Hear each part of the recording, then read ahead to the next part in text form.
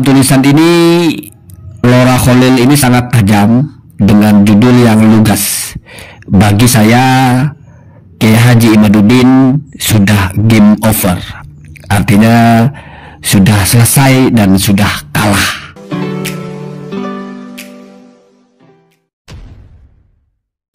Assalamualaikum warahmatullahi wabarakatuh. Kembali berjumpa dengan saya di channel Gagasan Progresif 79, sahabat Subhansa dan Setan di mana saja Anda berada. Kembali kita mengupdate informasi terkait dengan Suryat ya, habaib ya, atau nasab alawi. Yang kali ini ada sebuah ulasan video yang cukup menarik ya, dimana menariknya karena ulasan ini menganggap ya ada ya salah seorang Gus atau lorah ya yang menganggap bahwa Kiai Imaduddin Usman ini sudah game over. Wah, ini kan tentu sebuah statement yang betul-betul menggemparkan kita semua ya. Bagaimana tidak, selama ini belum ada habaib-habaib yang bisa mementahkan argumentasi Kiai Imaduddin Usman, dan tiba-tiba orang ini lalu kemudian mengatakan bahwa Kiai Imaduddin Usman itu sudah game over. Siapa orang ini? Ternyata beliau adalah salah seorang ya lora di Madura yang merupakan keturunan dari Syekhona Kholil Bangkalan. Memang bukan orang biasa, beliau adalah cucu dari Syekhona Kholil Bangkalan yang tentu ya bisa dipastikan bahwa dia memiliki keilmuan yang mumpuni ya. Tetapi terlepas daripada itu semua, kenapa dia seberani itu ya mengatakan bahwa Kiai Imaduddin Usman game over? Apakah dia punya fakta-fakta baru terkait dengan hasil kajian nasab, ataukah setidaknya apakah dia punya bukti-bukti berupa manuskrip atau kitab-kitab yang kemudian bisa mengungguli ya rujukan kitab yang dipakai oleh Kiai Imaduddin Usman dalam membangun argumentasinya soal nasab Ba'lawi ini. Nah, ini tentu hal yang kemudian menarik lah. Inilah yang kemudian diulas ya oleh Gus ini, dan ini memang sangat menarik untuk kemudian kita ketengahkan. Seperti apa ulasannya? Mari kita simak sama-sama. Satu tanggapan yang sangat tegas dan lugas yang disampaikan oleh Lora Muhammad Ismail Al-Kholili. Beliau ini kalau tidak salah keturunan keempat dari Syekhona Kholil bin Abdul Latif Bangkalan. Saya kira semua orang kenal siapa itu Syekhona Kholil. Dalam tulisan ini Lora Kholil ini sangat tajam dengan judul yang lugas. Bagi saya, Kiai Haji Imaduddin sudah game over. Artinya sudah selesai dan sudah kalah. Begitu kira-kira. Kalau boleh memprediksikan, saya tahu apa yang akan disampaikan oleh Kiai Haji Imaduddin untuk menanggapi hal ini.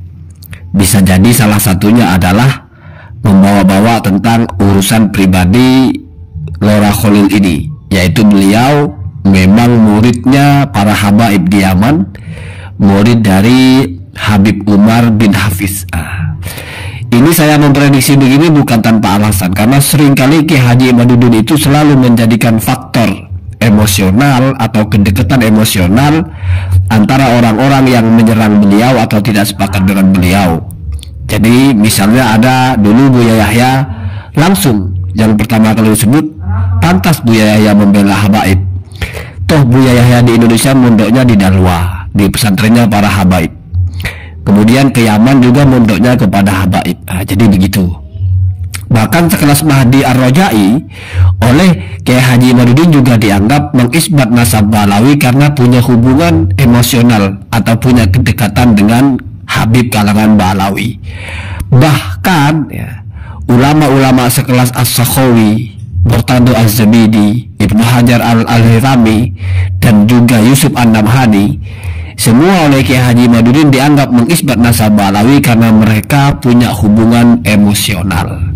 Sampai-sampai mungkin ada orang yang bertanya-tanya, jangan-jangan Kiai Haji Imaduddin itu membatalkan nasab Ba'lawi juga karena faktor emosional. Artinya bukan hubungan yang baik berarti, tetapi mungkin ada persoalan yang secara emosional. Tapi itu masih jangan-jangan ya, artinya mengimbangi cara bernarasinya. Kalau orang yang mendukung Habib dan menyerang beliau selalu diarahkan kepada masalah emosional, bisa jadi orang yang menyerang beliau itu ya, berasumsi juga jangan-jangan Kiai Haji Imaduddin juga urusan emosional juga sehingga ngotot membatalkan nasab Ba'alawi. Kira-kira begitu ya. Itu narasi ecek-ecek saja. Itu adalah asumsi saja ya. Kemudian mari kita bacakan di mana letak atau di mana argumentasi utama kenapa Lora Ismail ini dengan tegas menyatakan kalau penelitian Kiai Haji Imaduddin atau dakwaan Kiai Haji Imaduddin bahwa nasab Ba'alawi batal itu sudah dianggap game over alias sudah tumbang, atau kalau bahasa Sayyid dari Aceh itu sudah lungkat begitu ya. Kita perhatikan ini bagian pertamanya. Bagi saya Kiai Haji Imaduddin Utsman sudah game over. Sejak dari awal mengikuti perdebatan masalah nasab ini, saya sudah membaca sebagian argumen. Jadi yang dibaca ini ya sebagian ya, berarti Lora ini tidak membaca semua ya. Kiai Haji Imaduddin Utsman baik yang berbahasa Indonesia atau yang berbahasa Arab. Yang berbahasa Arab itu yang Al-Mawahib Al-Laduniyah itu ya, yang terakhir itu. Kesan pertama yang saya tangkap adalah bahwa tulisan beliau adalah argumen yang dipaksakan untuk menjadi ilmiah. Padahal tarafnya hanya zon atau prediksi, atau mungkin hanya waham atau asumsi. Dari poin pertama tulisan beliau, kesan itu sudah bisa dirasakan. Contoh ketika beliau berdalil dengan ibarat atau dengan ucapan yang ada dalam kitab Asy-Syajarah Al-Mubarakah yang konon adalah karya Imam Ar-Razi. Di situ beliau menuliskan, nah yang dituliskan ini bukan tulisannya Ar-Razi ya, tetapi menyimpulkan dari kitab Ar-Razi. Kiai Haji Imaduddin dalam kitabnya Al-Mawahib Al-Laduniyah menulis sebuah fasal. Faslun fi annal fahru ar-raziyah yaqta'u anna aulad Ahmada salasatun wa laysa fihim Ubaidullah. Satu fasal bahwasanya Imam Fakhrur Razi memastikan putra Ahmad itu hanya 3, tidak termasuk Ubaidillah, karena yang 3 itu adalah Muhammad, Ali, dan Husain. Nah, di situ ada rujukannya, yaitu kitabnya Kiai Haji Imaduddin yang berjudul Al-Mawahib Al-Laduniyah, halaman 7. Ini adalah sebuah kesimpulan pribadi yang beliau dapatkan ketika membaca ibarah dalam Asy-Syajarah Al-Mubarakah sebagai berikut. Nah, perhatikan ini ibarahnya atau ucapannya Ar-Razi dalam kitab Asy-Syajarah Al-Mubarakah. Amma Ahmadu al-Abah, adapun Ahmad al-Abah fa'akibuhu min salasati banina, maka keturunannya dari 3 putranya. Muhammadun Abu Ja'far, yang pertama adalah Muhammad yang dikenal juga dengan sebutan Abu Ja'far kunyahnya, Birroy yang ada di daerah Roy ya.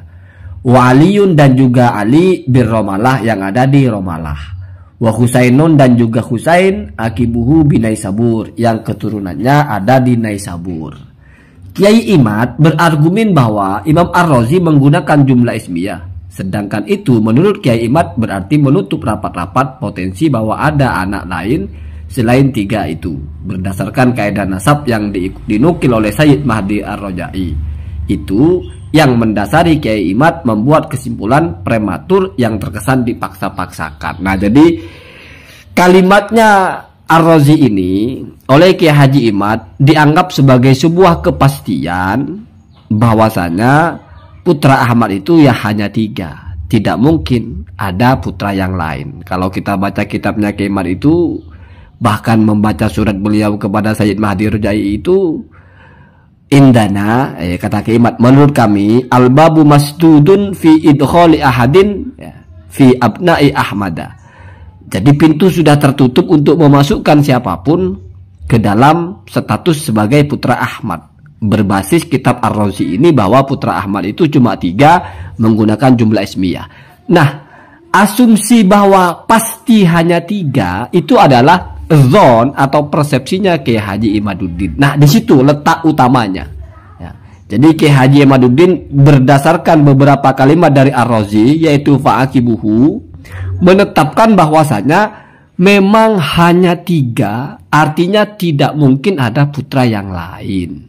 Karena kalimatnya Ar-Razi menggunakan hasr. Dari mana Kiai Haji Imaduddin tahu kalau ini hasr? Menggunakan teori dalam ilmu nasab yang dinukil oleh Mahdi Rojai. Nah, sementara Mahdi Rojai sendiri ternyata tidak menghasr hanya 3. Karena Mahdi Rojai mengakui kalau Ubaidillah adalah putra Ahmad. Nah, berarti kan 4. Maka lalu oleh Kiai Haji Imaduddin dianggaplah Mahdi Rojai ini bertentangan dengan kaidahnya sendiri. Bahkan ditegur, faya ajaban li ahadin kataba tariqatal akhirina wa yansaha an nafsihi. Bagaimana mungkin atau betapa mengagetkannya ada seorang yang menulis kaidah untuk orang lain tapi dia sendiri melalaikannya atau tidak mengamalkannya. Kan Sayyid Mahdi Rojai yang bilang kalau jumlah ismiyah berarti hasr, hanya. Tapi kenapa memahami tulisan Ar-Razi malah Sayyid Mahdi Rojai masih memasukkan nama yang lain? Begitu ya. Walaupun sudah saya jelaskan, itu bukan berarti melanggar kaidahnya sendiri, tetapi berbeda pendapat dengan Ar-Razi. Karena yang menghasar itu Ar-Razi, ya, satu orang. Bukan berarti itu sebuah kebenaran.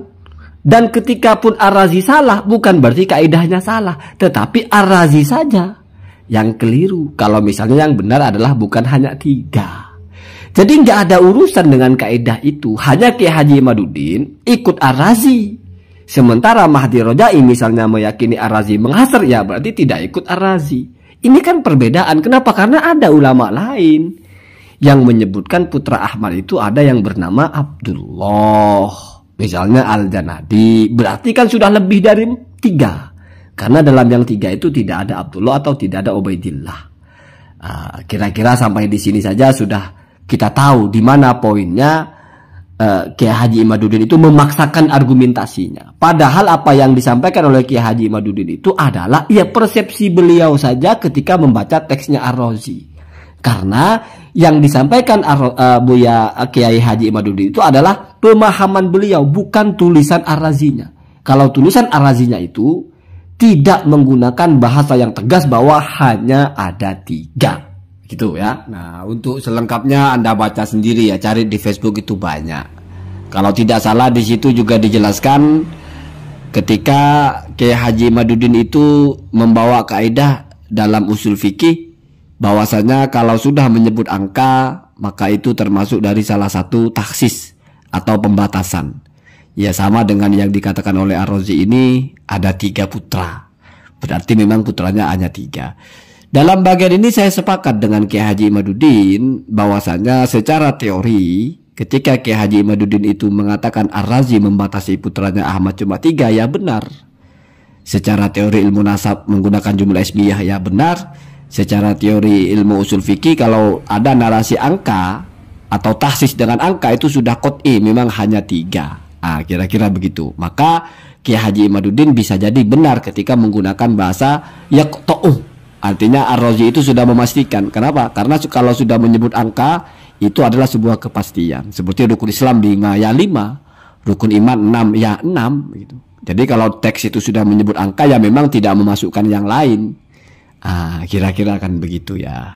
Jadi sebetulnya kalau Kiai Haji Imaduddin menggunakan kitabnya Ar-Razi untuk menghasr, ya itu sudah benar. Memang hasr di situ. Tetapi yang masalah adalah kenapa tidak mau menerima kitab yang lain? Kenapa hanya berpatokan kepada Ar-Razi? Walaupun seandainya pun Ar-Razi ini ditolak, tetap saja Kiai Haji Imaduddin akan menggunakan lapis hujah berikutnya, yaitu lalu apa buktinya Ubaidillah putra Ahmad. Oke, kitab yang menafikan itu kita buang. Sekarang kitab apa yang mengisbat? Artinya kan sami mawon toh Pak, sama-sama tidak menjawab. Nah kira-kira kan begitu ya.